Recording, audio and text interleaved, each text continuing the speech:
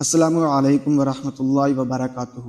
دوستو، آج کی ویڈیو میں ہم بات کریں گے فلسطینی بھائیوں کے بارے میں، ان کے حال و احوال کے بارے میں کہ ان کے شب و روز کیسے گزر رہے ہیں۔ میرے محترم ناظرین دوستو، فلسطین کی تازہ ترین صورتحال یہ ہو چکی ہے کہ غزہ میں بچے بھوک مٹانے کے لیے گھاس اور آلودہ پانی پینے پر مجبور ہو چکے ہیں۔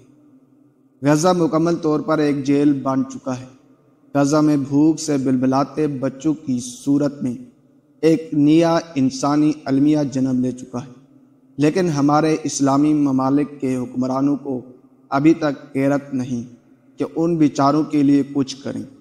عالمی میڈیا پر ایک تصویر جاری کی گئی ہے جس میں سینکڑوں افراد، جن میں اکثریت بچوں کی، ہاتھ میں برتن اٹھائے خوراک کے حصول کی جستجو کر رہے ہیں۔ فلسطین کی ایک چوتھائی آبادی قحط کی لپیٹ میں آ چکی ہے، اور یہ دنوں کی بات ہے۔ اگر مسئلہ حل کی طرف نہ گیا تو باقی آبادی بھی بھوک کا شکار ہو جائے گی۔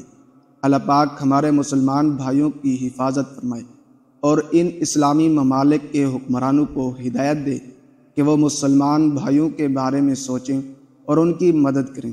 اللہ پاک ہم سب کی حفاظت فرمائے اور ہمیں اچھے سے حکمران عطا فرمائے۔ امید ہے کہ یہ آج کی ویڈیو آپ کو اچھی لگی ہوگی۔ اگر اچھی لگی ہے تو اس کو لائک اور شیئر کر دیں۔ جزاک اللہ خیرہ۔